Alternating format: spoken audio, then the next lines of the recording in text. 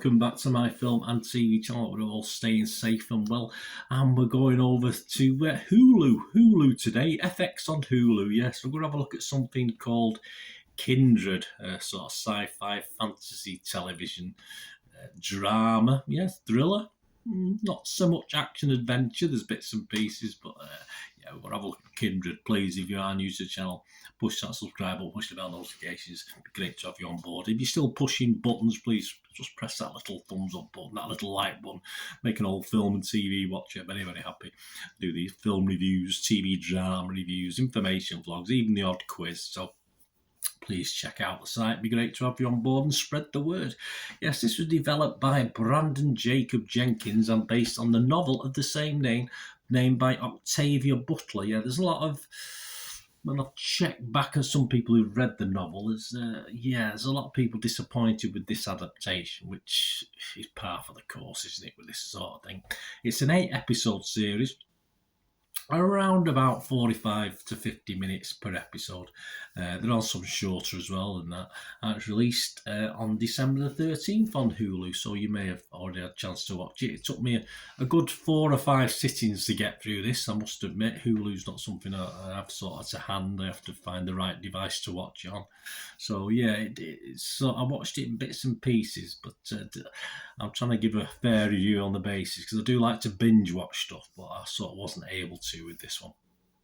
What are people thinking? Well, the Rotten Tomato audience quite liked it, 83%, so that's good, 83% positivity. Internet Movie Database, 7.3 out of 10, which again equates to 83% positivity. And it's about Dana. Dana's just moved to LA to establish a life close to her only remaining family, her Aunt Denise, when she gets pulled back in time to the 19th century, all very odd, in the antebellum South, the old antebellum South.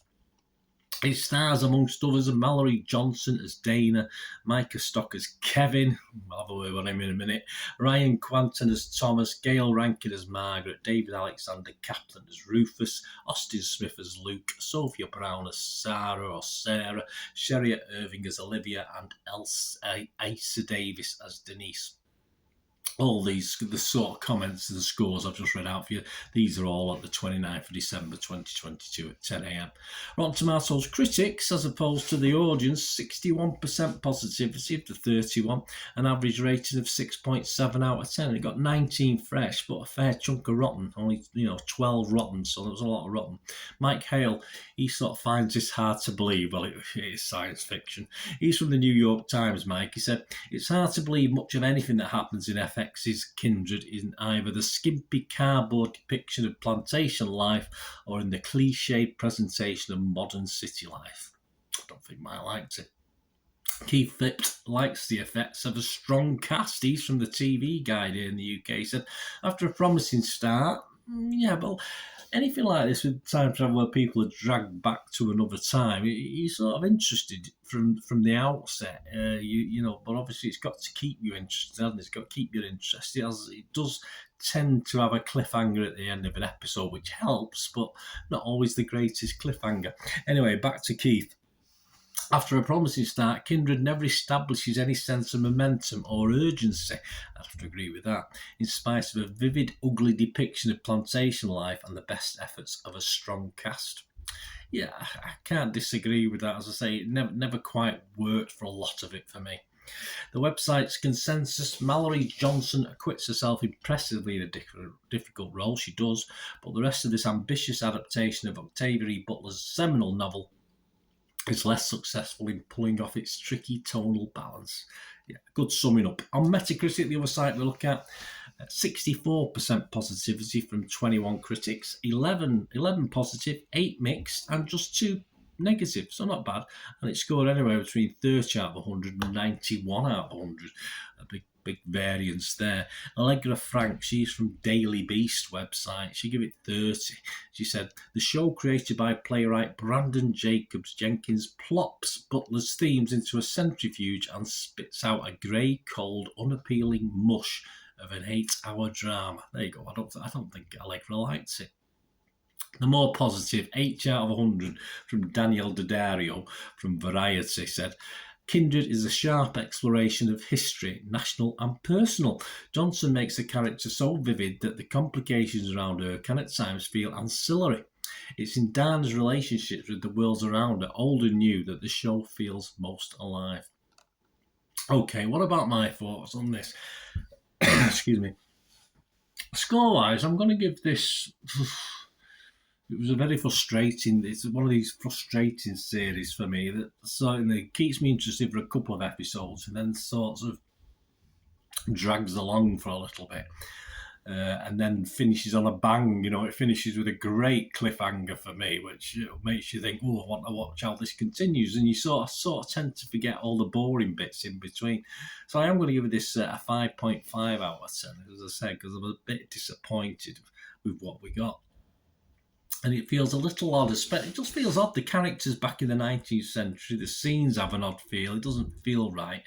And even for a science fiction time travel adventure, the writing just doesn't always gel with people out of the time. Although people are going to struggle out of the time in the different times, of course they are. It just still didn't sort of work for me how a normal person would react in those times, particularly in the character Kevin. He's just, for me, he just annoyed me. He's just, excuse me. He was just mainly annoying and doesn't really help me watching this series. Excuse me, I've got a terrible cough today. Other characters in the past and present, there's quite a few of them, don't really add that much to the whole. An interesting time travel story just becomes silly rather than interesting, which is all right. There's no basis of reality to this, but you do want things to sort of match up and tie up, and it's only as it gets to a conclusion that you think, oh yeah, okay, but you're still left with a lot of unanswered questions.